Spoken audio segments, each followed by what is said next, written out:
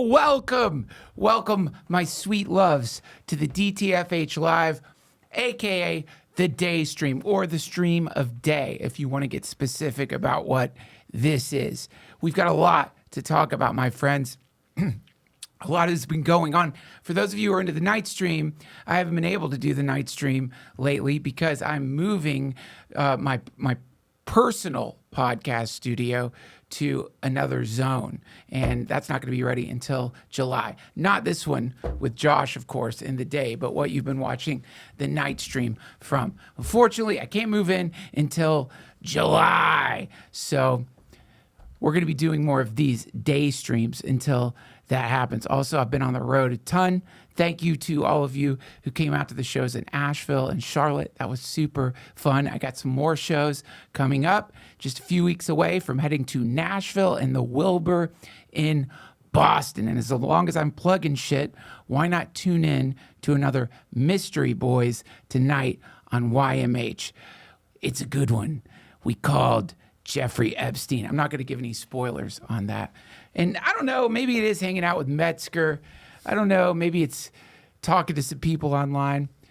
I've been thinking about some real weird shit lately, man. Real weird shit. Maybe it's just the algorithm. Josh, you were talking about this. Your algorithm suddenly changed. It's been giving you very strange stuff. Yeah, lingerie. You just saw one. Lingerie. Yeah. That's great, because my algorithm's changed too. It's giving me people who are in some really fascinating reality tunnels, man. Holy shit. Like this one lady who is Shia LaBeouf's, is that how you say his last name? LaBeouf? LaBeouf. LaBeouf. Shia LaBeouf's. I didn't mean that as some boofing joke, by the way. I'm genuinely confused by how you say his name. But yeah, Shia LaBeouf's stalker, who thinks that she's married to him, it is just posts constantly messages to him. And one night it's like, do you want to see this? Look at this. And I started watching it, and whoa, it wasn't necessarily the content, which I have to admit, like the production quality is kind of low. It's not so, it could be a lot better. No offense if you're watching this, Shia LaBeouf's stalker, but it's the sheer amount of things that she's posted. Like, it's fun to scroll to the end. You want to see where it starts. And sometimes when you're seeing somebody who's in a strange reality tunnel, you can actually trace all the way back to the beginning when it started, when they decided that they were going to marry Shia LaBeouf. And it just goes on and on and on and on and on and on. I couldn't get to the bottom of it. Thousands and thousands and thousands of these. And because I looked at that, I've been getting more and more and more and more people living in alternate timelines. Now, it would be easy to call them crazy. It would be a simple thing to call them schizo. It would be an easy thing to say these people are out of their fucking minds. And I'm not saying that they're not, but the problem is when you waggle your little sane finger calling someone else insane, you have to really take a good look at your own life and all the crazy shit you believe and make sure that you're not also completely batshit, in the sense that just because you're subscribing to some kind of version of reality that the majority of people subscribe to, aka consensus reality, doesn't mean you're fucking sane. You could have been born into some kind of, I don't know, a country of, let's say, people who are into child sacrifice and summoning demons. And everyone's into that. People just think it's normal to sacrifice children. They think it's normal to summon demons, to trap them in pentagrams and crystals and then use them to wreak havoc on the world or to do good things. I mean, you have to ask yourself, if you summon a demon and you send it to do good things, is it still a good thing? I guess that's for a different podcast when we have like a demonologist on or something like that. But I've been thinking about this a lot. This idea of consensus reality, but most importantly, how nothing's really changed. We've just sort of rebranded. Come with me on a journey through time. Come with me. Take your clothes off. Take your shirt off. You can't wear clothes in my time machine. You know that, right? I mean, trust me, I'm the only one who can wear clothes in my time machine. Come with me on a journey through time take off your boots, take off your high heels, leave them in my sniffing basket, and come with me to ancient Mesopotamia. Pull that up, Josh. On YouTube? That thing we pulled up earlier. You've got it on one of the tabs there. Ancient Mesopotamia. Now, this is just the AI overview, but I read this really interesting piece on ancient Mesopotamia, and they had these exorcists that for them were like doctors. Like, we know the Catholic Church has exorcists. I don't know if any other churches have them, but even that is kind of looked at as like fucking nuts, like, and really, exorcist casting demons out of people, really? I mean, it's great for movies, but come on, really?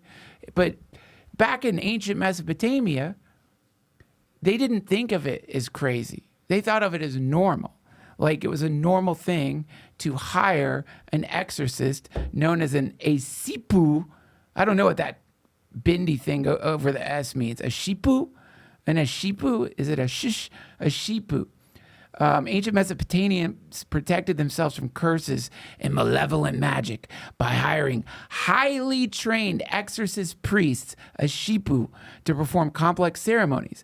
Protection strategies included wearing bell-shaped amulets, drawing salt or flower circles around the home, placing protective demon-trapping bowls under door thresholds, and burning effigies of the sorcerers responsible. Now, a modern person, we're all modern people here. We have electric light illuminating us. We have self-driving cars. We have technology. We have computer chips running everything. Our refrigerators fucking talk to us. You read a thing like that, you think those savages, they're out of their fucking mind.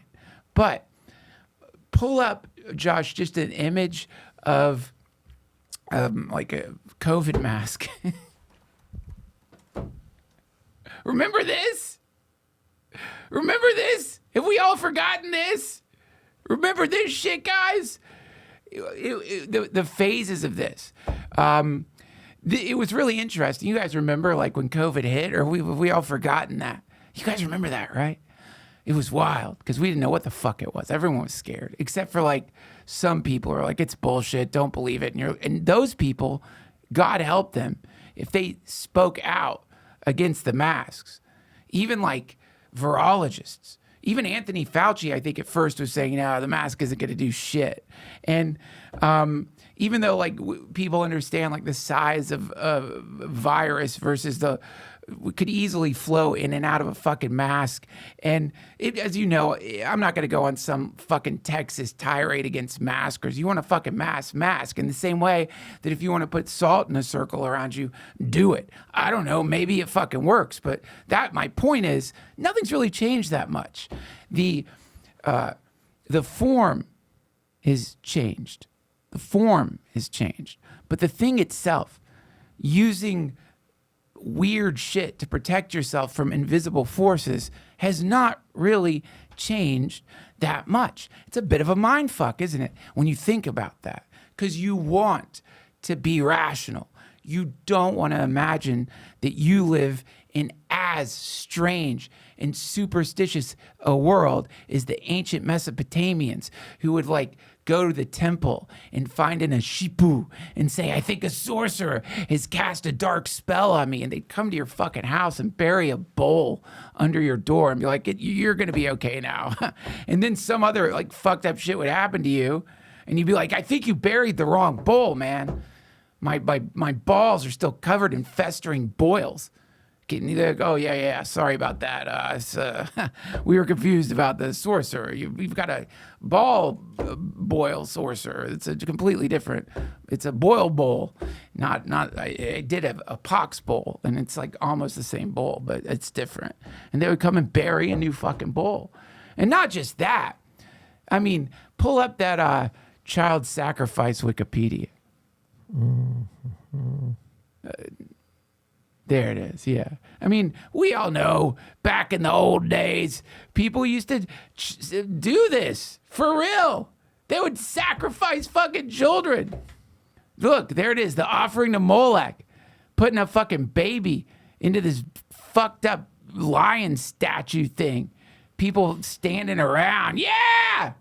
Yes! Great! This is great. Blowing trumpets. That's your last moment here on Earth. Bunch of assholes blowing trumpets right before you get fucking incinerated. Can you imagine that?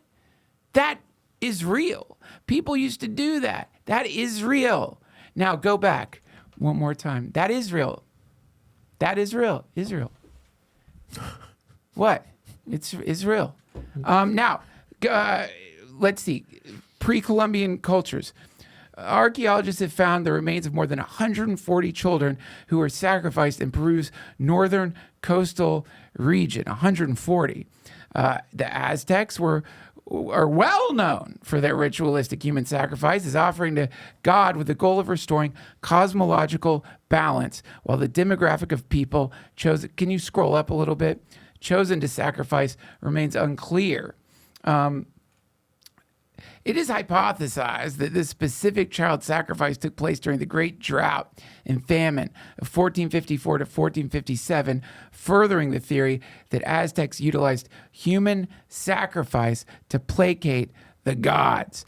So you see a thing like that, and you're like, well, oh, my God, we've risen from the darkness of the ancient past. Now we're sophisticated. We don't do that anymore. None of these sacrifices to Moloch. Pull up Kermit Gosnell, that other tab. Look at this. Let me refresh it because it's going down the bit rate. Refresh.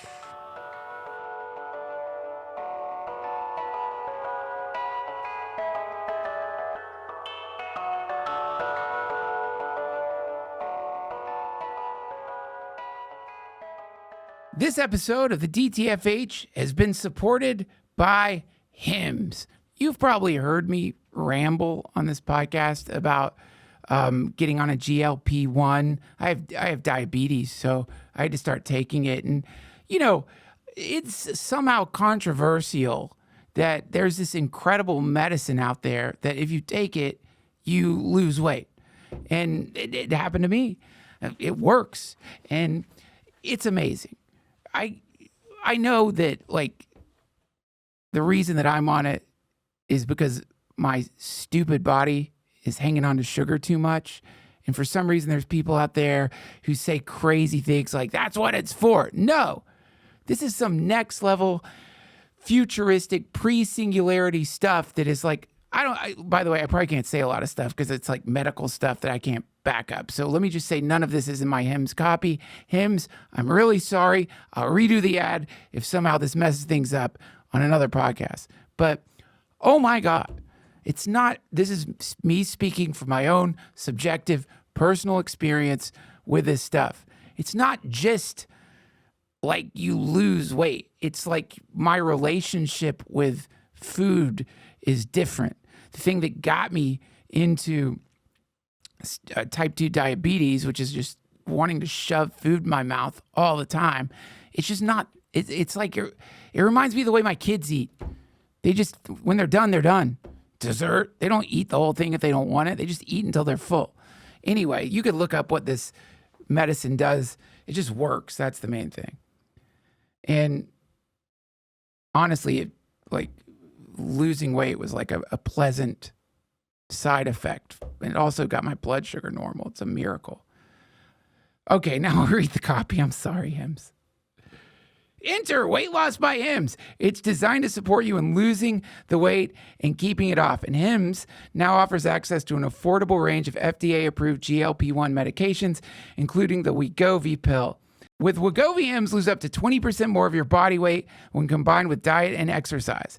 It helps you regulate your appetite and eat less, so success is within reach. Plus, Wegovy is the first ever GLP-1 pill, so there are no needles needed.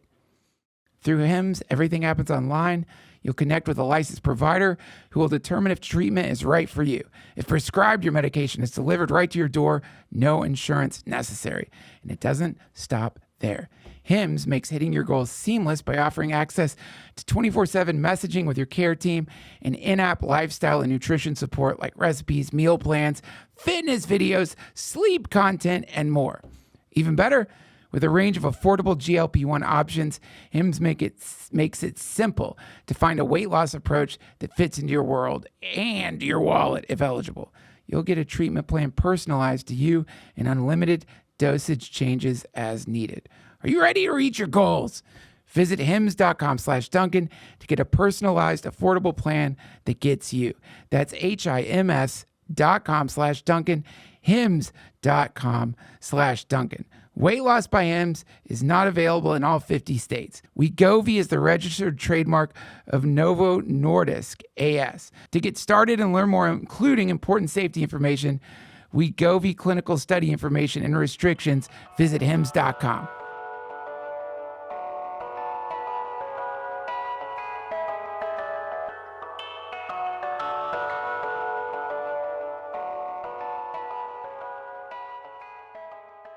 Got it. Dude, I just found out about this motherfucker. Trigger warning. This shit is the vilest, most horrifying, fucked up shit I've ever heard of.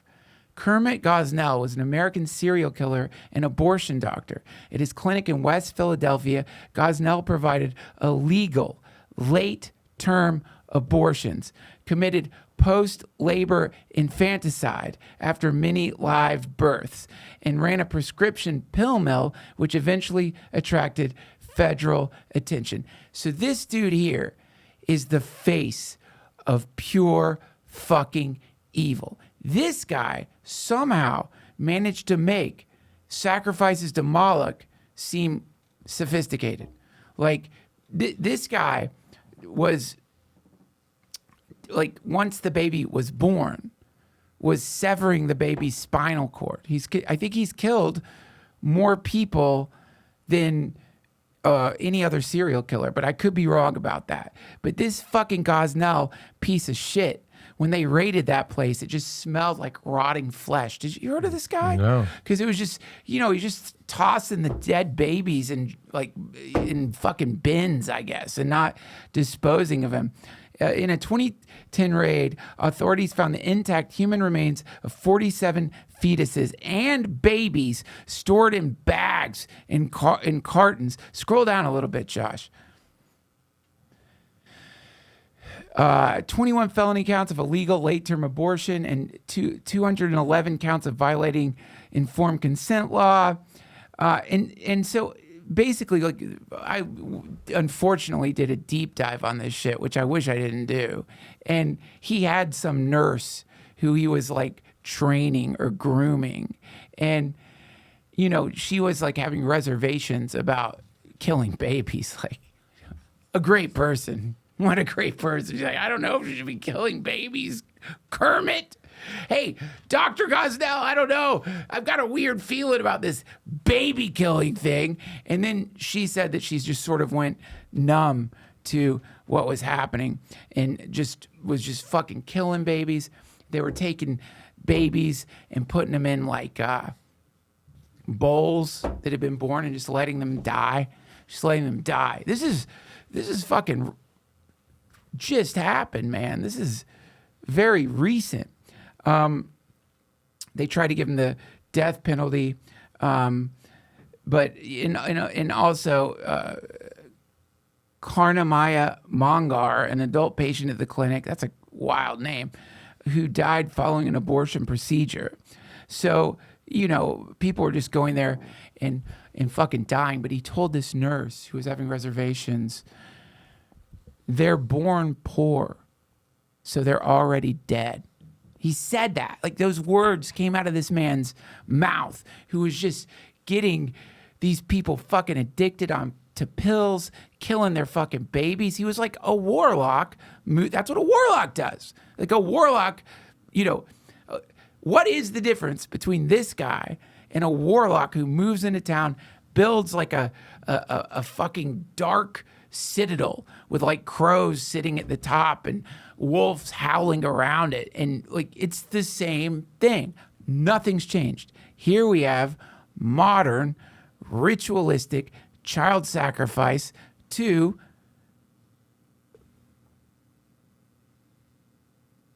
satiate the gods of capitalism. That's what that is. It's not a drought. It's an economic drought. It's not the crops aren't growing. It's that the people who were going there didn't have a lot of money. And so to pacify the gods who would curse them by making them poor, well, I'll just kill your baby. It'll make things better. Let me give you these magical tablets that'll make your feelings go away. What's the fucking difference? It's the same thing. Nothing has changed. It just is rebranded. That's all. Now, Josh, if you could, this is my theory on this stuff, you guys. By the way, if you go on GitHub for you nerds out there, somebody just made a really awesome cymatics simulator. So you could do cymatics like on your computer. For those of you who don't know what cymatics are, it's where you dump powder onto speakers, basically, onto plates. And the vibration makes the powder form into certain geometry. So yeah, pull up cymatics on YouTube, Josh. Check. I've always been fascinated by this.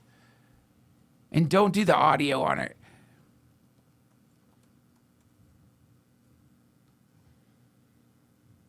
Yeah, that's the sound yeah, no audio, honestly. So watch what happens.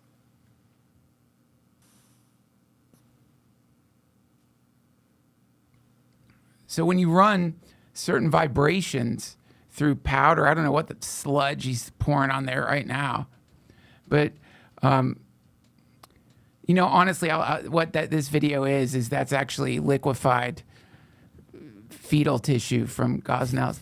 Play this one. Was it true they had one about if you whisper like bad stuff to water, it'll freeze in a bad way? Yeah. Yeah, there's another thing that you could do. It's a different, but yeah, it's essentially like the way vibration just affects things. It forms these predictable patterns based on the pitch. So if, 133 hertz, you get whatever the fuck that is. Let it keep going for a second. Let's see here. 1820, you're going to get that fucking thing. And on and on. It's really cool, some of the shapes these things make. You're going to get that thing. 3,240 hertz. You're going to get that thing. Almost looks like crop circles. Mm-hmm. Makes you wonder about, like, is that what crop circles are? Put on some more fucking salt on that baby. Boom, you get that thing. It definitely reminds me of, like, different, like, megalithic sites and stuff that you've seen there that they draw. It sort of looks like that. But what all this shit has got me thinking about is, like, I don't know what the word for it is. I got to come up with some kind of cool name for this. Someone's already come up with a much better name, no doubt. But like cultural cymatics, that like when certain vibrations emanate through any culture, it's always going to form the exact same pattern. And then, but the salt in this case is whatever symbols or whatever mythologies or whatever the vernacular of the time is is what forms it. But it's the same fucking thing. Killing babies is killing babies. If we're using a different language for why we're killing the babies, or if we have different ideas about what it is, it's still child sacrifice. It's still the exact same fucking thing. It's just right now the gods aren't like Sumerian gods, Pazuzu or some shit. The gods now are the Tao. Meta. The Tao. It's mostly the Tao.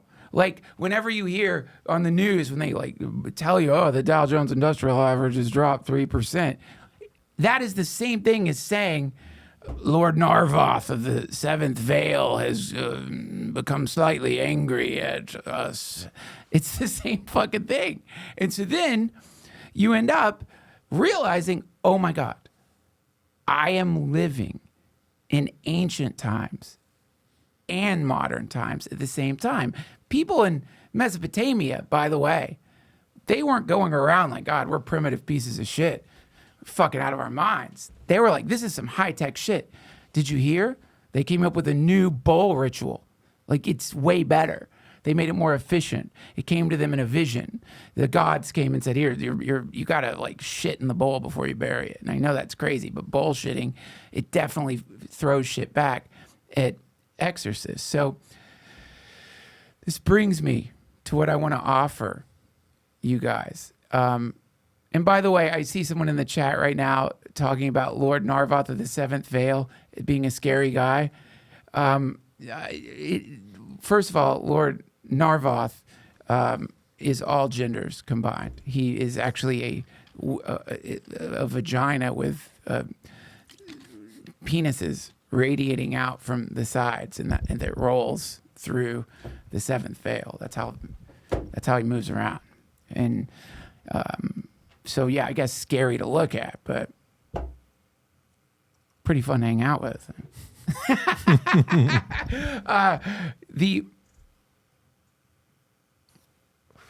Now,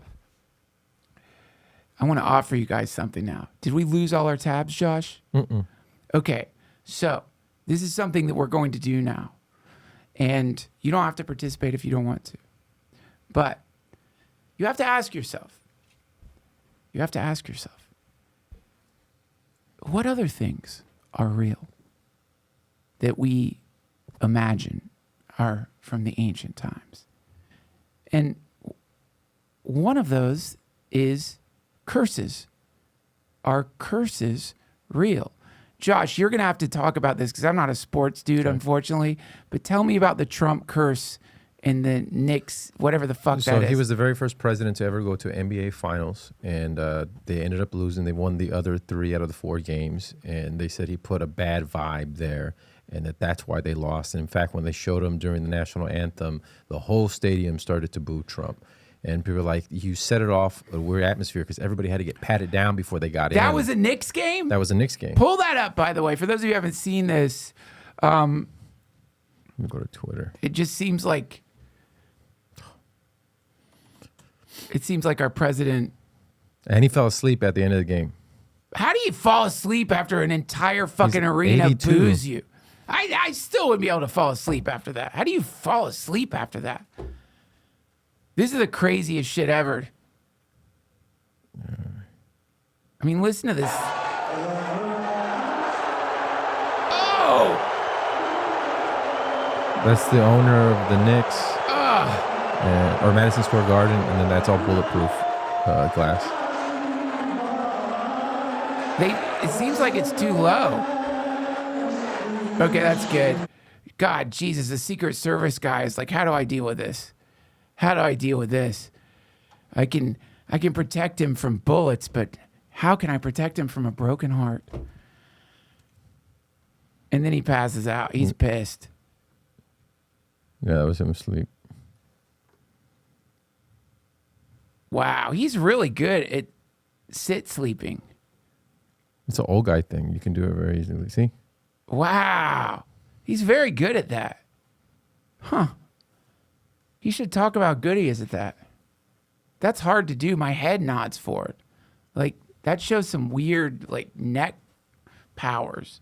Now, so Trump cursed the Knicks? Is that the idea? Yeah. And that, he brought bad juju onto the Knicks, and I hope he's at game 5, 6, and 7. You know, if I was him, I would do that just to fuck with him. Like, after getting booed like that, I'd be like, oh, I'm coming to every game now. Yeah. Every fucking game, you pieces of shit, until you cheer for me. I'm going to keep coming until I get full cheers. He would do that. I could see him doing something like that. But so here we have a modern day emergent story that has mythical proportions. The Dark King comes to the game. His bad vibe, his cymatic emanations create a vibration that produces failure for the Knicks. And But aren't they always losing? No, they were on a 13-game playoff winning streak, I which thought is the the thing highest. with the Knicks, but historically, is they lose all the time or something. They choke in the finals, or because last time they got beat by the Bulls, so that's that they choke.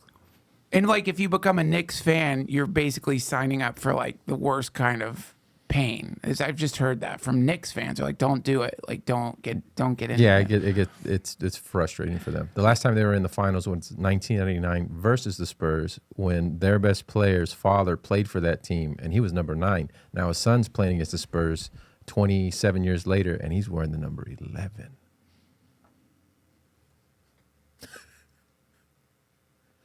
Oh shit! Sorry, dude.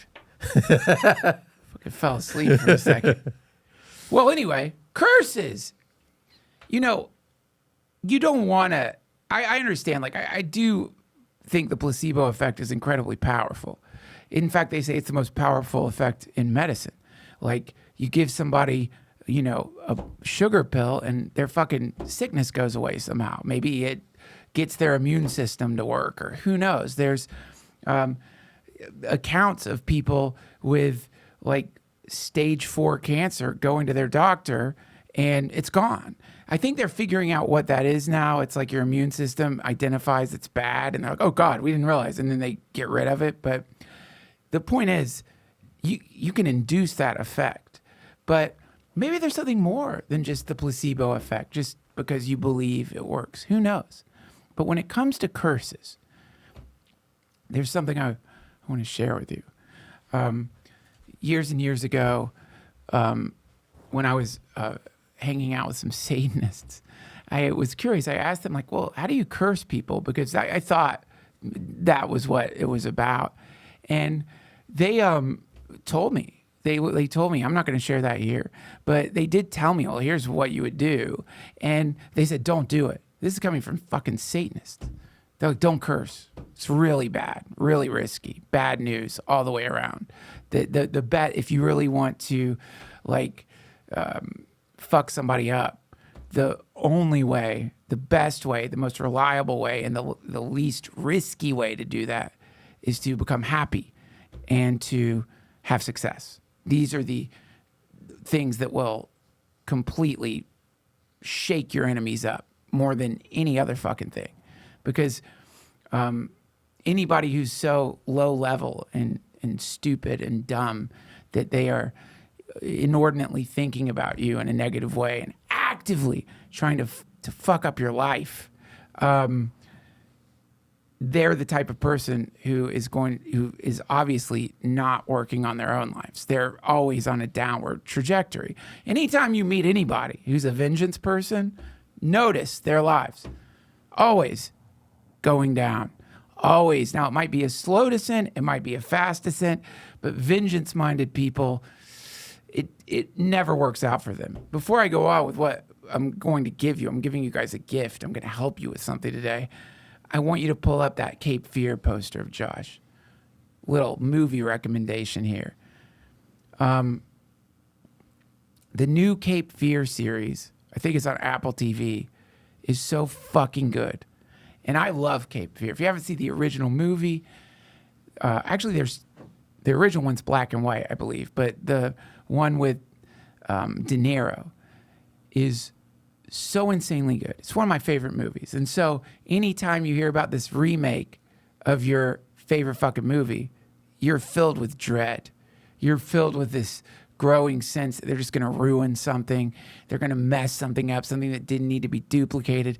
How the fuck is anybody going to do the Max Cady that De Niro did in Cape Fear? Dude, what's the name of that actor, by the way? Just so we can give him the credit he deserves. Javier Bardem. Javier Bardem. Oh my God. So good.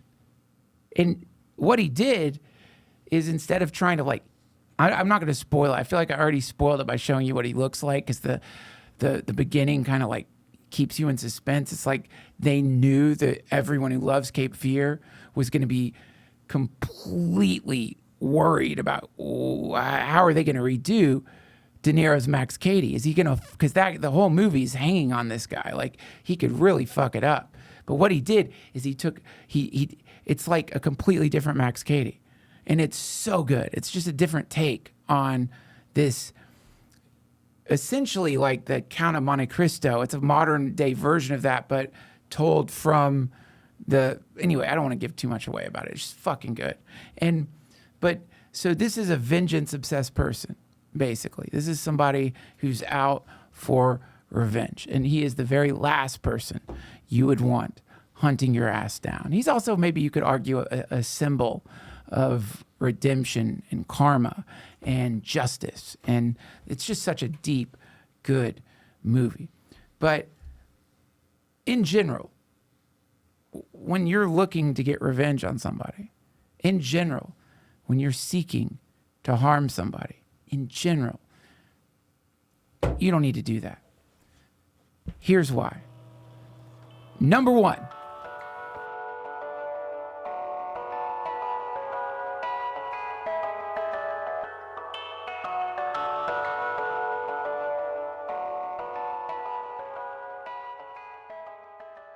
this episode is sponsored by BetterHelp. Summer is here, friends. And you know how summer was when you were a kid? Do you remember that? Went on forever. It went on forever. And it was generally carefree. You know, you didn't experience the kind of crazy stress that comes up if you happen to be a parent during the summer. Oh my God, kids are out of school. You want to give them a great summer. You're feeling this bizarre, like, combination of wanting school to start again and then also just wanting to spend lots of time with your kids. You're having to reckon with all the shit from your own childhood. Am I projecting this on my children? What's going on? Not to give too much information in a BetterHelp commercial, but I can remember when I still was not dealing with grief from my mom passing, jumping on a trampoline with my oldest kid. It was just a little guy back then. And looking at him and thinking, you're going to watch me die. It's like, dude, he doesn't know that his dad is having these like hardcore existential heavy thoughts. It's a beautiful summer day. It's fun. And those were the thoughts that were going through my mind because I hadn't decided to like get some help for grief, which I highly recommend. Which brings us to today's sponsor, BetterHelp.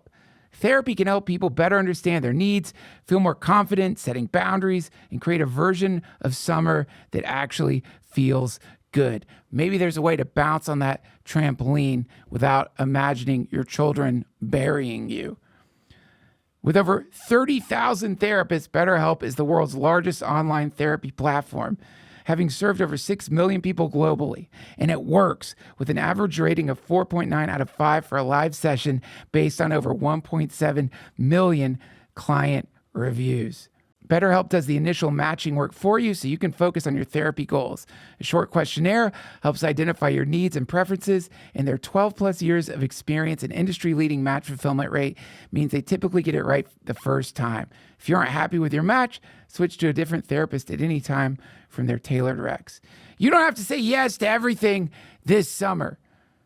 Find support in therapy. Sign up and get 10% off at betterhelp.com/Duncan. That's betterhelp.com/Duncan. Thank you, BetterHelp.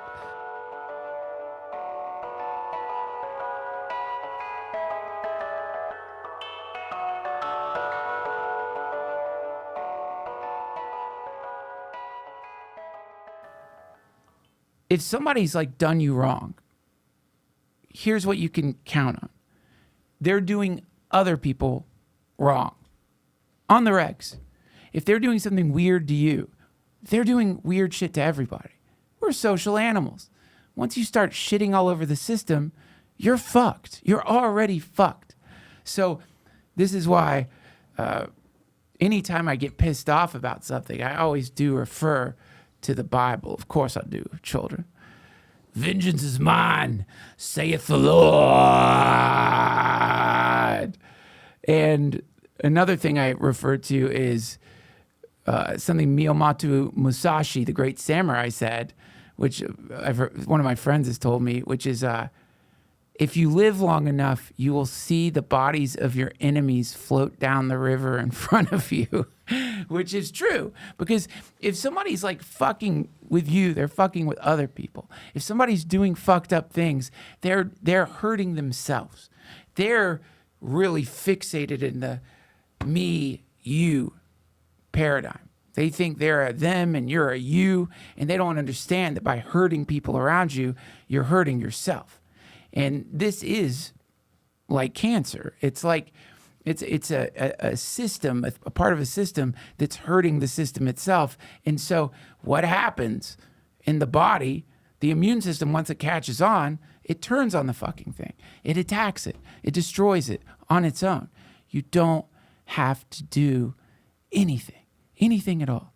And so if you get sucked in by a curse caster, then, when I say curse casting, to go back to the original theme here, I'm not saying like literally somebody's got a voodoo doll of you or a jar with your hair in it or any of that shit.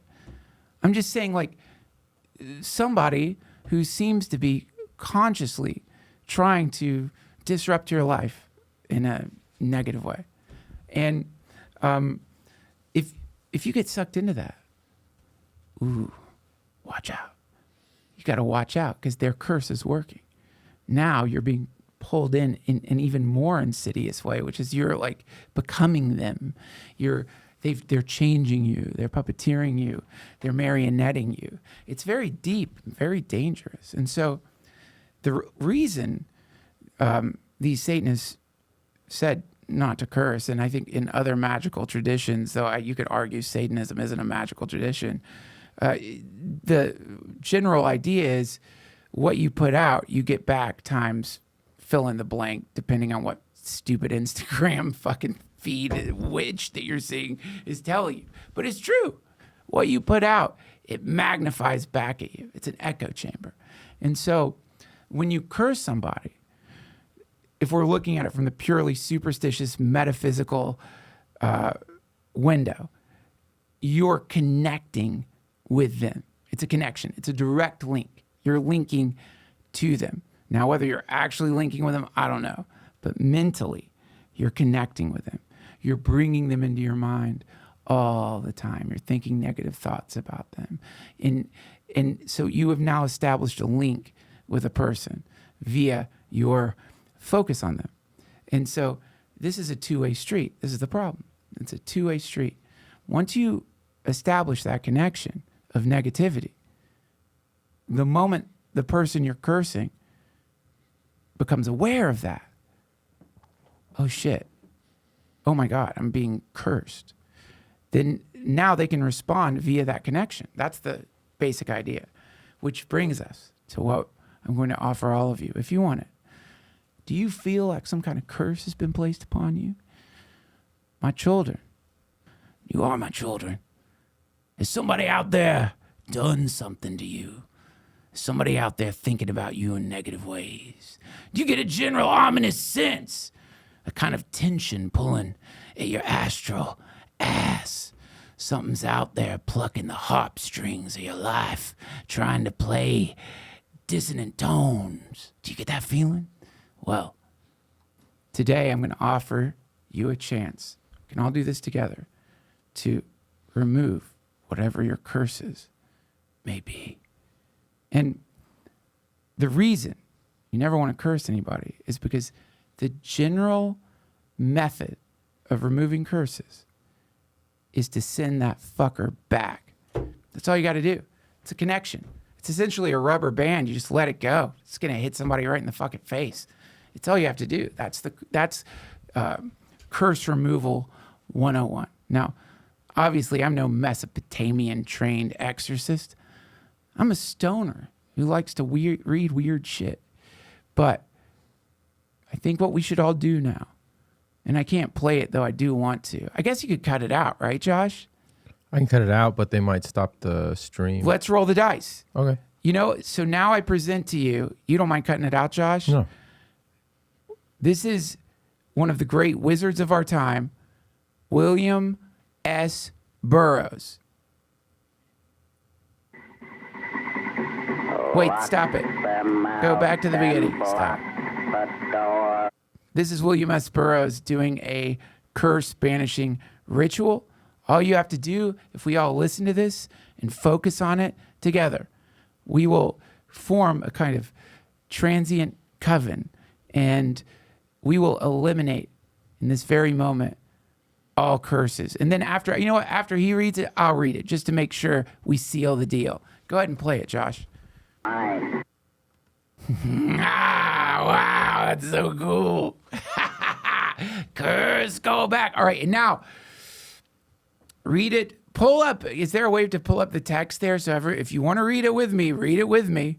Can they see that? Yeah, they'll be able to see it. Okay, let's read it.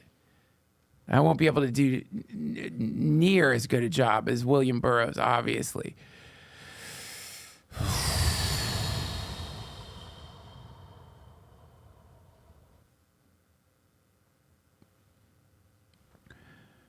Lock them out and block the door. Bar them out forevermore. Lock them out. Lock is mine and door is mine. 3 times 3 to make up 9. Change the lock and change the door. Smear them out forevermore. Curse go back. Curse go back. Back with double pain and lack. Curse go back. Curse go back. Back with double fear and black. Silver arrow through the night. Silver arrow, take thy flight. Silver arrow, seek and find. Cursing heart and cursing mind.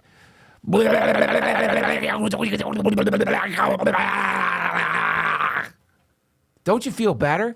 Josh, I couldn't help but notice you didn't read it. Wow, it was a. What, are you suddenly feeling sick? No. What's going on? You suddenly getting a weird feeling? In my tummy a little bit. Yeah. Oh, man. Yeah. Doesn't feel good, does it? No. No, it doesn't feel good. The flow has been reversed. You know, is that real? I don't know. It felt good to read it. My grandmother used to do a thing to get rid of curses. What? I thought it was part of Catholicism. It's not. It's called the huevo. It's just egg, right? And she would say the rosary, rub the egg over the part that's hurting. So if I have a fever, then get a bowl of water, crack the egg in the water, put it under the bed, and then I would lay there like this. And then she'd come back, and if the egg was white, that means somebody put ojo on me or a curse. Whoa. The evil eye. They put that on me. And if it didn't have anything, then nobody did that. I'm just sick. Did you ever get a white egg? Yes, but I found out later it just depends on how hot the water is. So it's basically cooking the egg. So if you put hot water, it's going to be white. If you put cold water, nothing's going to happen. I thought it was part of Catholicism, and everybody's like, nope, that's not Catholicism. Is your grandmother still alive? No, she passed away. God, that sucks. Because you need to ask her, like, are you keeping a consistent water temperature? They weren't. It was just whenever they turned it on. If they had just washed dishes in the sink, then you got to curse. You got to fucking curse. Yeah, exactly. Exactly. Oh, man. Jesus Christ. Why'd your grandmother fucking do that to you, man? In the valley, a lot of Catholic, they took like a lot of like it's witchcraft, and it kind of went into. Yeah. They just like adopted it and said, "Oh, this is Catholicism," and it's not. I mean, even before Catholicism took in, I mean, any organized religion is magic, inarguably. Like, there's no way around that. It's just, yeah, I know it sucked in. Catholicism sucked in a lot of stuff. I mean, isn't that what Santeria is essentially? It's the reverse of it. But that's where they got saints, because there was demigods, and the Orthodox in Russia, they don't have any saints. Here, you lose something, you pray to a certain saint to find it. Saint Anthony. Yeah. Saint Anthony, please look around. Yeah. What is it? How does it go? I just go, Saint Anthony, where the fuck is it? don't talk like that. By the way, that's the worst fucking saint to be. The saint of lost stuff, just people asking you. It's called being married. Yeah. You know what I mean? Anyone who's fucking married, you become Saint Anthony, because you have to help them find their fucking phones, and they have to help you find your shit. It's the worst. Poor Saint Anthony. Somebody needs to pray to him, for him. My God, that poor saint, constantly, all day long, helping people find their wallets. When are we late to work? Where are my keys? Well, I hope that this helped you, my friends. I know that these are trying times. And if you ask me, sometimes it's good to at least temporarily take off the tinfoil hat of modernism. Take it off. Let yourself drift back to the ancient times. Don't be afraid. Is it real? Any of this bullshit? I don't know. Is any of the modern stuff real? I don't know. Are we in a simulation? I don't know. Is this a dream? Yes, it is. And the moment you start lucid dreaming is where you can start having fun. So if you ask me, sometimes you can get a little imbalanced into modernity, and that's not going to save you. Just because it's not supposed to be real doesn't mean it doesn't work. Just because you don't believe in it doesn't mean you're not susceptible. That's not enough. You can not believe that you have an infection on your arm because your stupid fucking cat swiped you a good one. But that's not going to save you from watching your arm rot off. It doesn't matter. It's just cymatics, friends. You can use language as a handle to attach to all of these ideas that can be kind of rough to get a hold of. If you need to use the language of modernity, then use it. If it helps you to consider yourself to be neurodivergent, that's fine. You're neurodivergent. Sometimes, though, you gotta ask, do I have a demon? Do you have a demon? No. But will that compel you maybe to put a little more effort into healing yourself? Maybe. On the other hand, sometimes thinking you have a demon is like that's a red flag. I'll be honest. That's a red flag. I think we live in a rat utopia. That's what I think we live in. Oh, yeah, rat utopia. We're going to talk about a different fucking thing altogether. Let's save that for another podcast. We're going to, and also that's kind of like that was great, Josh. Thanks for putting a button on that for me. I really appreciate that, for tying it all together to something that isn't connected. The rat utopia thing, you guys have heard of that. You put a bunch of rats in a place where they have everything they need, and like the next thing you know, they get all fat and fucked up, and they just stop reproducing and just essentially lose all. It seems like they actually become better rats. I mean, do you want your rats reproducing? I don't. That's good, right? Well, they said like there are specific rats that only clean themselves and made themselves look super nice, and that's kind of like what's happening now with that guy, like clavicular, whatever his name is. Clavicular. There you go, him, and like all the looks maxing, and that's where we're towards the end of the rat utopia. I mean, we're not rats, but I'll tell you my take on clavicular. Pull up a picture of clavicular. I thought of this the other day, and it made you just got a nose job. Oh, congratulations, clavicular. Mm-hmm. Good job.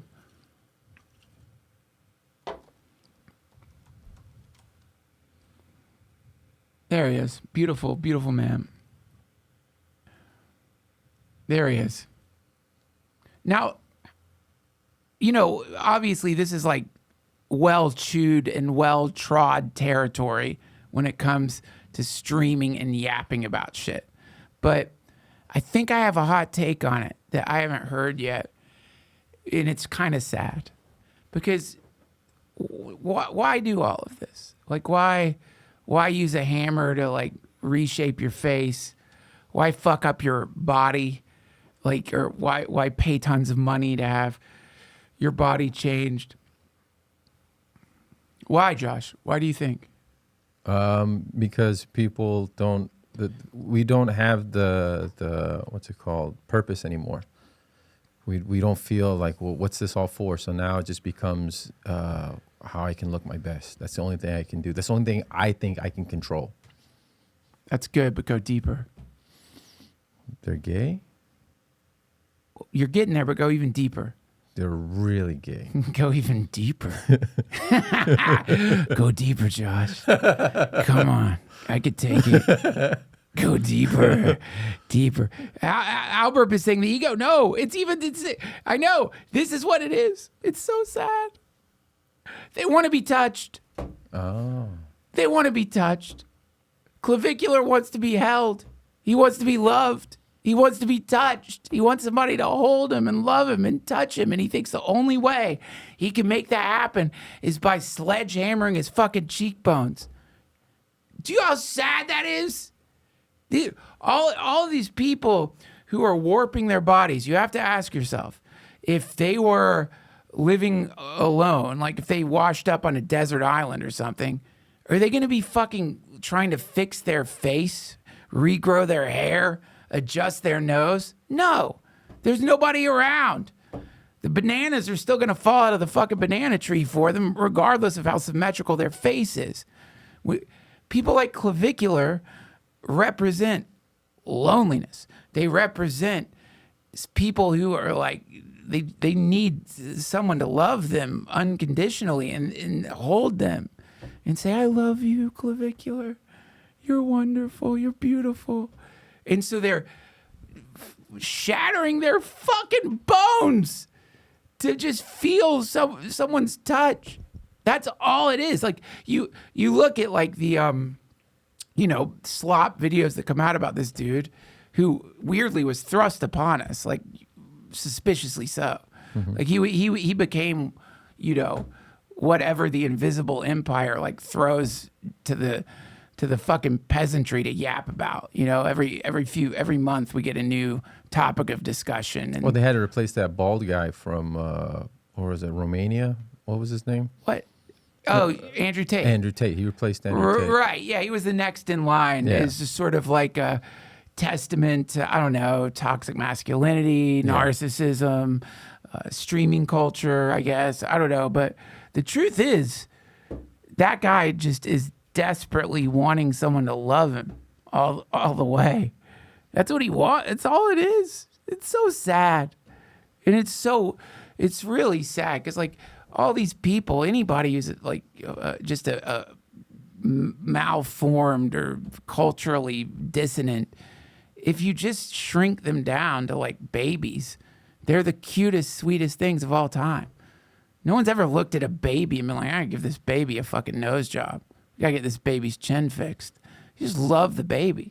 They're so powerful. They're such powerful creatures. And it's so sad. Clavicular just needs a mommy. Clavicular needs just somebody to, whether it's a dude mommy or whatever, a daddy. Guess what they call guy moms. you know what's scary? He's probably going to be a politician one day. You know why? Because think what Pumping Iron with Arnold Schwarzenegger was when people first saw it. It's like, why is this guy so into his own body? I don't know about that, Josh. And then he became governor. I don't know. I'm worried about sweet Clavicular. Like, I just see these videos of him passing out and shit at bars. Like, he's like all fucked up. He was on, somebody gave him a pill. Somebody gave him a pill. Yeah, and they carried him out. I just got to say this. Every single pill that I've ever enjoyed, somebody gave it to me. Yeah. I mean, it's not an excuse. I don't know what he's on. The point is, like, he's going to inevitably find that no matter how beautiful and symmetrical he becomes, he's still going to feel like shit until he deals with the fact that he needs somebody to, like, he's longing for something that you're not going to get from symmetry. It doesn't matter. In fact, he's going to get himself in a horrible predicament. Worst case scenario for Clavicular is people start banging him because he looks pretty. And they know are. what? Right. I think he got head on a stream once. Which stream? His stream. I forgot what he did it on, but the girl was on it, and he was like, "Oh, yeah." Lonely. That's pure, deep loneliness. Anytime how many times have I gotten a blowjob on this stream? 4. Yes. And do I do any kind of performative anything? No. Nothing. No one knows. I could be getting one right now. I 100% don't show it when I'm getting blown on the stream, but this is why I like having this table, And I think the people who blow me appreciate that, and that will be, once we get the YouTube member stuff figured out, that is going to be like a high tier on the YouTube. Like if you subscribe to a high enough tier, I will fly you. I will fly you to Austin, and you can blow me under the table, which is, I think, makes sense. That'll be like the, I don't know, $12 tier. But you do feel more empty inside after you get blown. You literally are emptier. Yeah. Yeah. Yeah, it's true. Yeah, it just doesn't work. 69ing though works. Yeah, I feel less empty when I 69. Yeah, but that's like the yin and the yang. That's right. why. You're feeding each other. It's a snake eating its own dick and balls and pussy. Yep. Super chats? Let's do some super chats. Oh, wait, let me sign off for the people in my listening audience. Thank you guys so much for subscribing. If you want to dive into one of our award-winning live streams, then subscribe on YouTube and you'll get alerts, I think. Or follow me on Twitter, and I usually annoyingly announce it 5 to 15 minutes before I do it, which probably is not great marketing. Let's do some super chats, and thank you all so much for the super chats.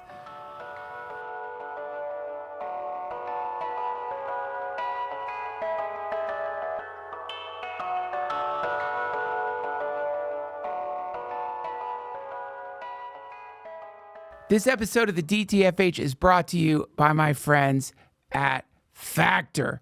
Holy shit. Factor saved my ass after my wife gave birth.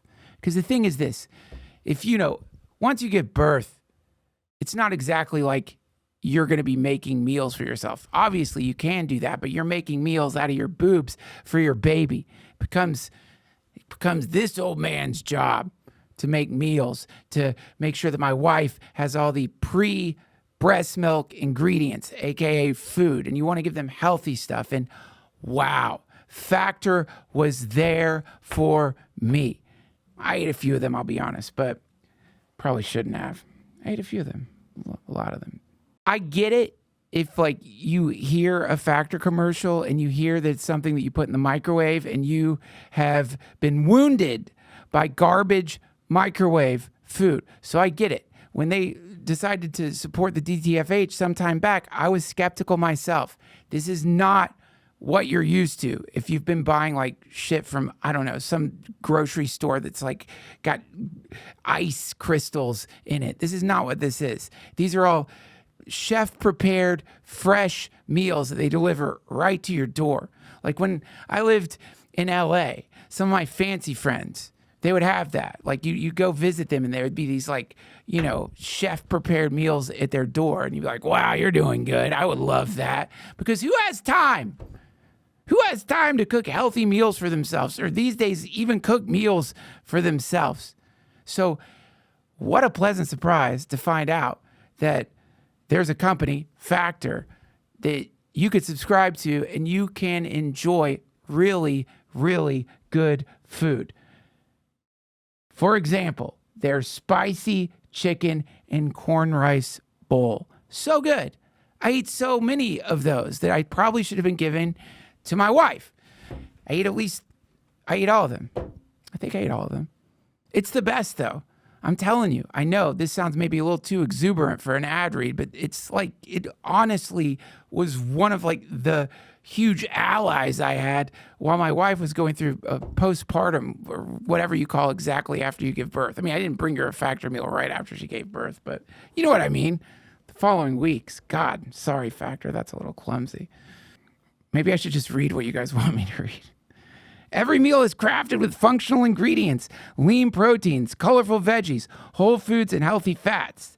Factor bans 175 plus ingredients. No artificial colors or sweeteners, no high fructose corn syrup, no refined seed oils, just nutrient-dense food. It's never frozen, always fresh. 100 rotating weekly meals, including globally inspired flavors like Mediterranean and Asian. There's always something new to look forward to. It's ready in 2 minutes. Factor shops, preps, cooks, and delivers straight to your door so you have more time for everything you love this summer. Friends, it's all that's real. It's the most insane thing when you get within a few minutes like a delicious meal where you feel like you're at a restaurant. It's the best. Couldn't recommend them more. Head to factormeals.com/Duncan50off and use code Duncan50off to get 50% off and free daily greens per box with new subscription only while supplies last until September 27th, 2026. See the website for more details. Thank you, Factor.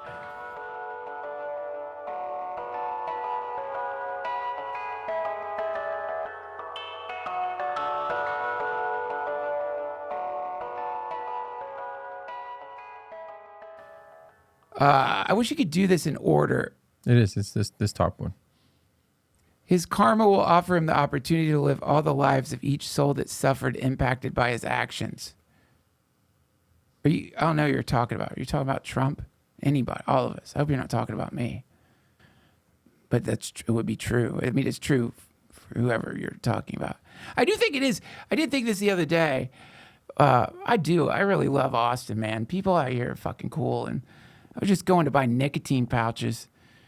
And me and the dude at the convenience store got in this great conversation about Hitler. And, how Hitler fucked so many things up. My birthday, embarrassingly enough, is on Hitler's birthday. It's 4/20. It's an embarrassing birthday. I've always been embarrassed by that. I'm embarrassed by it because, like, surely I'm not that much of a stoner. Like, if this stuff they say is true, that you choose what day you're born and all that, does that mean that, like, in whatever place we are before we come here, I was like, 4/20, dude. And I don't want to think of the other thing I could be. I want to be born on Hitler's birthday, man. Let's hope. It's got to be weed. I was like, 4/20, man. That is like the way I could signal to my young self to start smoking weed as soon as you can. But when you think about it, like, Hitler ruined 4/20. Hitler ruined the Hitler mustache. Yeah, not even Jordan can bring it back. No one can bring it back. It's done. Yeah. And maybe that's good. I mean, I think the Hitler mustache ruined the Hitler mustache. It seems like it's just like, what is that? Commit to the fucking mustache, dude. Like, why are you just... It's like the equivalent of when you're shaving your pubes. It's like that strip thing that people do, the mohawk or whatever. I don't know if there's a name for that. But the... Landing strip. There you go. He ruined... What else did he fucking ruin? He ruined the swastika.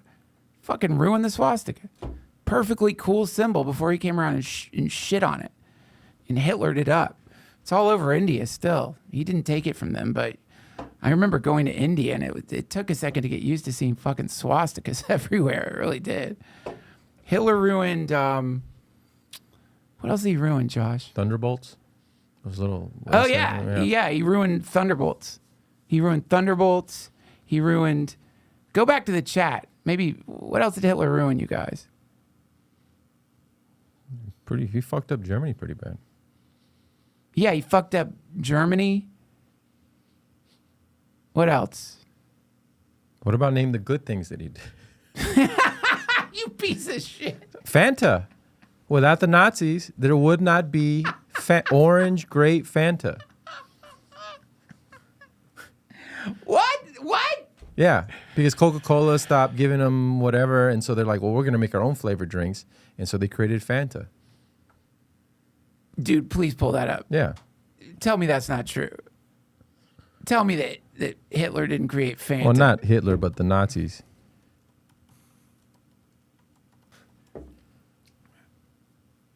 The dude at this convenience store said that it's like the whole methamphetamine problem is because of him. Because the Nazis were like... created, yeah, that's why they had Blitzkrieg, because they could go for days. So he he ruined, before Hitler, meth was like a sophisticated drug that professors smoked. Fanta was created in 1940 in Nazi Germany by oh my God. Holy shit. The name Fanta was derived from the German word for imagination, fantasy, suggested by salesman Joe Kipp. Wow. So he didn't ruin, like, Fanta. I guess that's a testament to how good Fanta is. Mm-hmm. Hitler couldn't ruin Fanta. They should use that. Anyone from Fana, you're welcome to use that for your next campaign. Just like, here's the commercial. Cut to the Hitler mustache. Cut to, I don't know, meth, a picture of like that Nazi meth they were taking. 3412 AE says they created IBM. Oh, there you go. Didn't ruin IBM. What else? Volkswagen. Not a bad car. Hugo Boss. Not a bad brand. Why are we doing things they did that? You really did that? So it just suddenly just turns into like a fucking neo-Nazi podcast. It is not a good path, Kinsey. Not a good path. What the fuck, Josh? You know. But I want to finish my point. Is like it's like, and it does weirdly tie into like vengeance people or people who are like fucking up their communities. We all know, like every friendship group, every community has within it some shit disturbing asshole who is creating drama always. And sometimes you're that person, you know. Sometimes I'm that person. Hopefully, in a group that is changing, everyone goes through shit. But we know, for example, how like hardcore opioid addiction will just destroy entire communities. Like, we'll destroy families. We'll just like rip families apart. Destroy like the communities around the family. We know that. So that's, you know, a kind of density that you can have as a person. You can really fuck shit up if you're an asshole. But usually the way you fuck shit up is like relatively like low level. But in the world, you can be enough of a fucking asshole. You could be enough of a piece of shit that you ruin the Knicks, that you ruin mustaches. You know what I mean? You can be such an asshole. It's the opposite of enlightenment. Like, in the world, you can be such a beautiful, good, open conduit of light that you create these ripples that invite people to stop being selfish pieces of shit. And it goes on and on and on forever and ever and ever. You can be that good.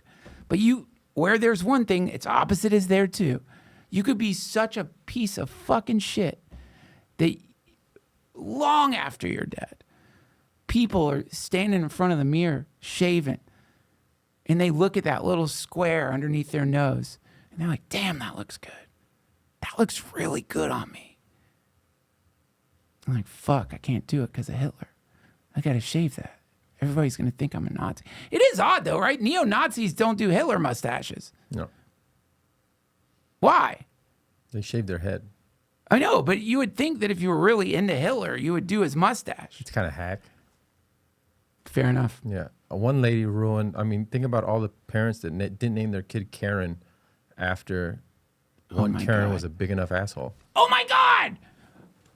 Do we know who the original Karen was? No, I don't know. Let's oh my God, you're right. Whoever that was such a piece of shit that she ruined her own name. Yeah.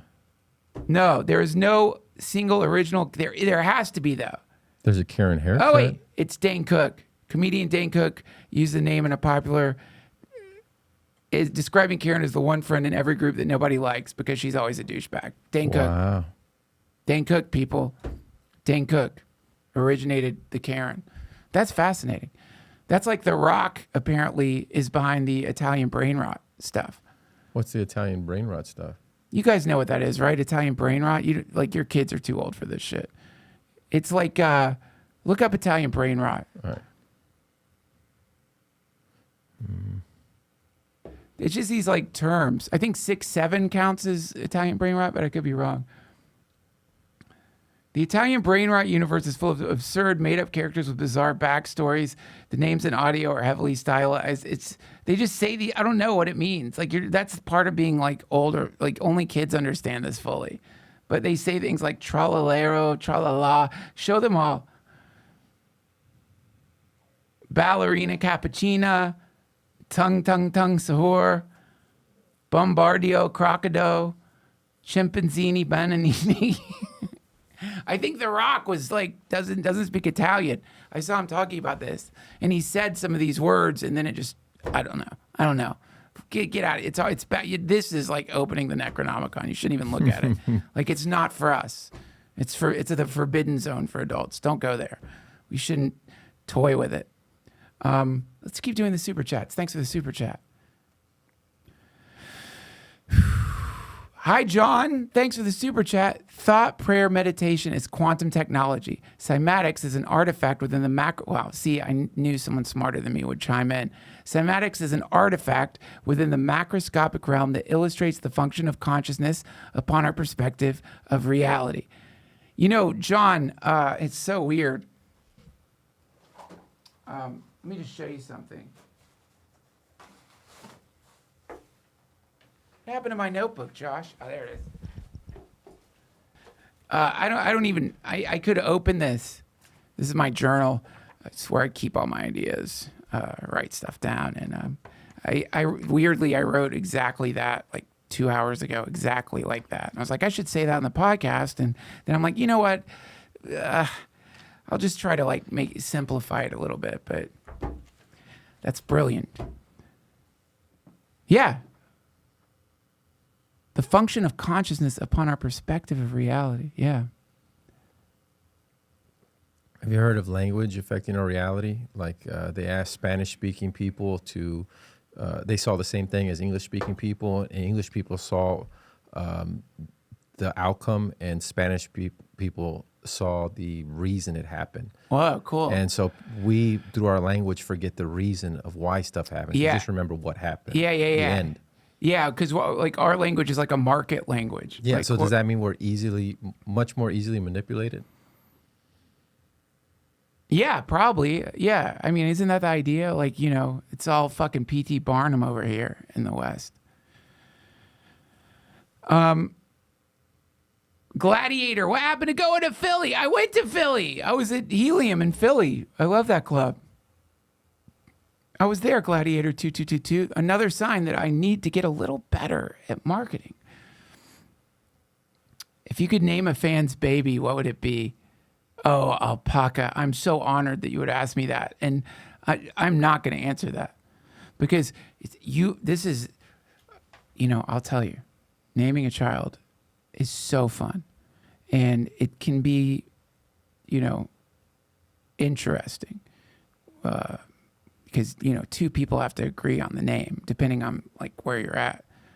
I think in some cultures, like, the dude names the baby. I think in others, the mom names the baby. I don't know how that works. But, you know, it's so fascinating to name something that you haven't even met yet. And it's really wild how, like, it just comes. It's like... It's a little bit like the koan that in Zen Buddhism. They get your ass meditating. They ask you an impossible question to answer. You meditate and meditate and meditate, and you just go kind of nuts. And I think every few days you meet with like the temple priest. I don't know what their title is. The Roshi. And the Roshi like asks you this koan, and you'll respond, but it's wrong.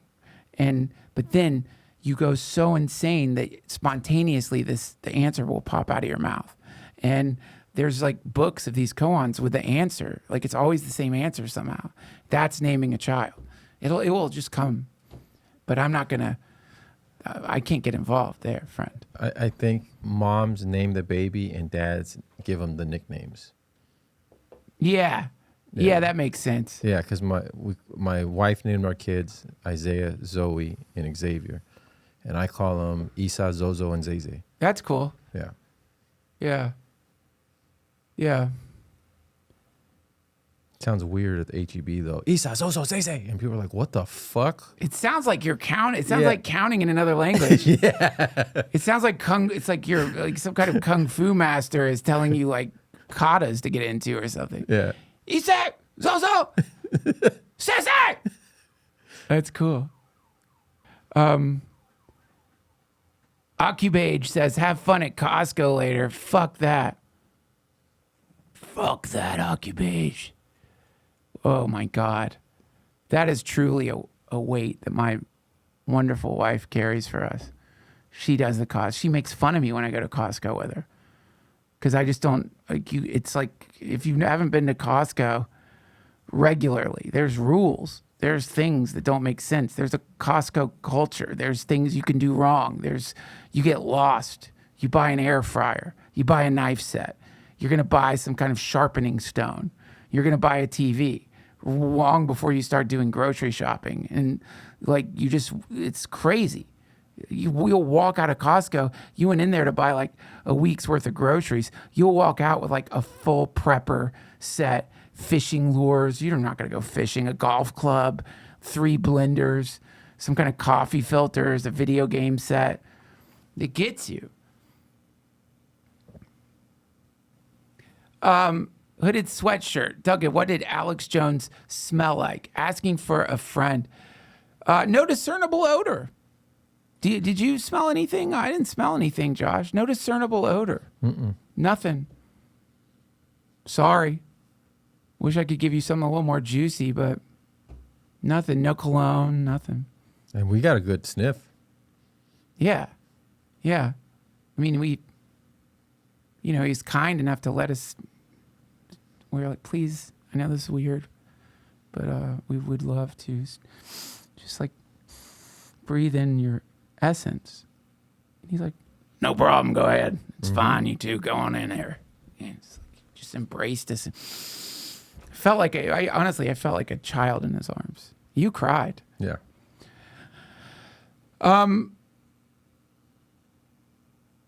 Chris Farid, what's the difference between ego death and just being ignored at a party? That's a great question. Is that a koan? Feels like a koan. I'd say here's the difference.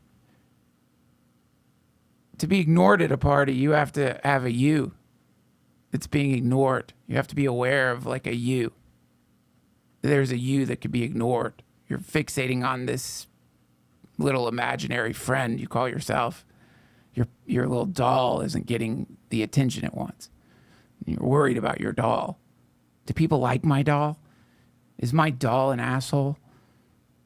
Is my doll going to be lonely for the rest of their life? Oh my God. Does this person think my doll is weird? My doll must smell weird. Does my doll stink? No one will ever love my doll. That's being ignored. That's your ego. There's just this very like sophisticated imaginary friend you're carrying around with you. And that doesn't help, by the way. Knowing that doesn't help. When your ego gets stung, it fucking hurts. It's horrible. I hate it. It's horrible. It's embarrassing. It's implicitly embarrassing. Like it has to be embarrassing. And so you get really defensive and protective of this thing that is not real. In the sense that, it's real in the way that your thoughts are real, but it's pretty ephemeral. It's not like your body. It's like a set of expectations and notions about who you are and, the respect you deserve. What will people think about me? And it's always, at least my ego is so fucking like absolutely ridiculous in its prognostications of what will happen. If this happens, then that will happen. It's always wrong. Everyone's ego is a lot like clavicular, So getting ignored at a party for a lot of us is like the greatest thing that could happen to us. For us recluses, it's like, fuck yeah, I'm getting ignored.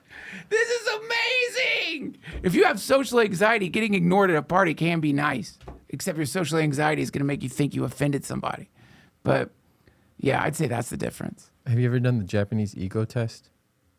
What is it? I'll pull it up. There's a Japanese ego test? Yes, that's not what it's called, but that's what I remember it as. I cannot wait. That would be amazing to have like the way you can test like your like the cube test. That's what it's called. Cube test. Go there. Okay. Okay. Close your eyes. Okay, wait. Will you read it to me and we'll do the cube test right out? Okay, just real quick. I'm not very good at reading, but we're going to try. Close your eyes and try to clear your mind. Then picture yourself in a desert. Vast, empty, just desert. Now picture a cube in your desert. How big is your cube? Do you see the cube embedded in the desert sand on the surface, floating or moving around? Is the cube hollow inside or is it solid? Just remember that there is no final score in this test. Okay. Wait, stop.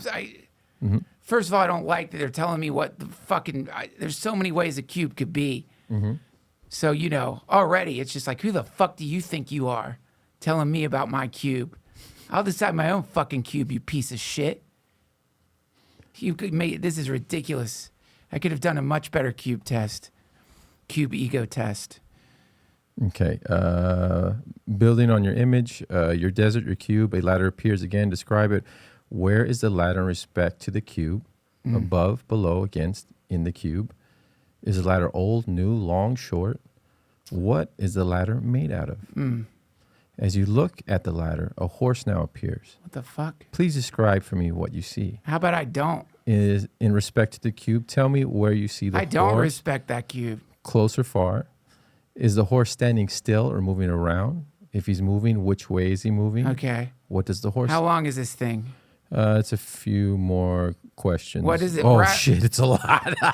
The fuck is this, Josh? It's super long. Okay, so the cube, just tell me the cube part. This is the ego part. Well, how big was your cube and where was it? The cube was like, actually not very big. Okay. But it was like made of biceps. Okay, was it high up in the air? Was it down near the ground? Where was it?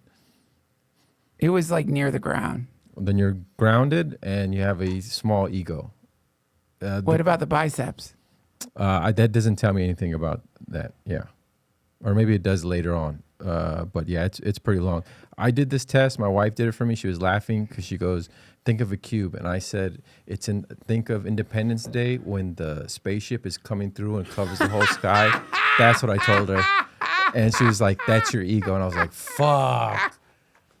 That crushed me. Josh, you do not have a fucking inflated ego, dude. You don't. Oh my God.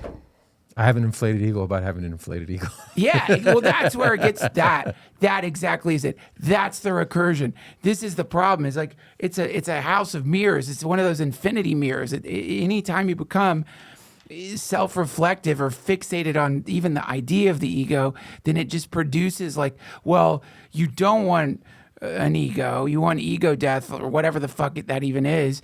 But the reason you want the ego death is because you want to be a better person, which is your ego. So it's your ego just bouncing off of itself, creating feedback. It's a fucking feedback loop. It's when you put the microphone too close to the speakers. It's like, you don't even have to worry about your fucking ego, man. It's like, you can't kill it because it's not real.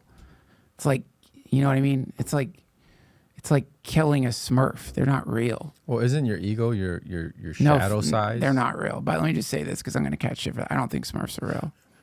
And I will die on that hill. So all you go ahead and come at me, you Smurf believers. Fuck off. I get attacked by these people every day. They're not real. They're not. Show me one. Show me a living Smurf. They'd be in zoos. Or they'd be in food or whatever, if Gargamel was right. Just show me. Point is, I don't think they're real. Go ahead and attack me all you fucking want online. Go ahead. But I will smack you down every single fucking time because no matter what, the pictures I've seen of Smurfs, they're all blurry. They're shitty. There could easily be something else. So they're not real. So fuck off. You know, I don't like going there on this podcast. It is a podcast of love, peace, and joy. But go fuck yourself if you're one of the Smurf believers. That's such a gross subculture. They're not real. They're not real. Show me one. I just want to see one Smurf. I'll apologize. Just one Smurf. One Smurf autopsy. Even like a...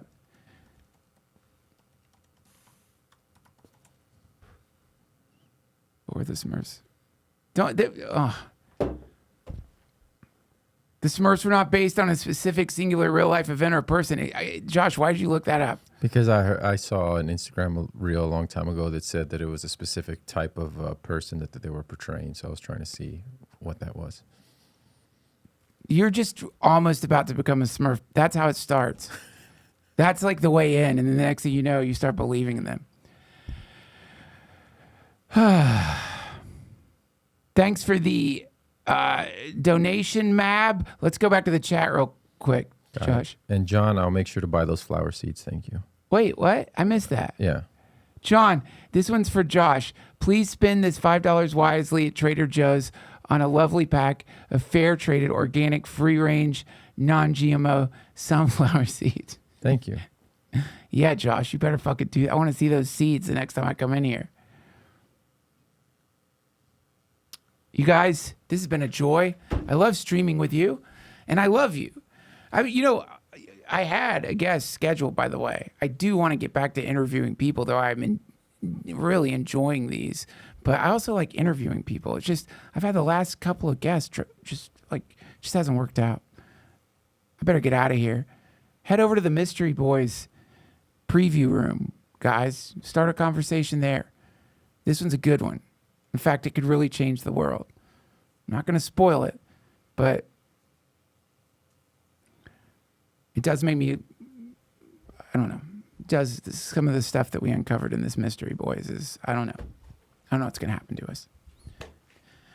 Have a wonderful day, a wonderful week, and God bless you all. That's so stupid. How do you close out a live stream? Oh, I know. No more curses. I hope today we sent hundreds of curses, maybe thousands of curses back to the warlocks and witches and darklings out there who would dare curse me or any of my wonderful listeners, watchers. I think we did it. I felt something come out of me. Felt like a string broke. God help whoever threw that string, whoever harpooned me with their dark magic. Actually, God help you. I hope it doesn't go back on you, really. I don't want to fuck anybody up. Maybe a little.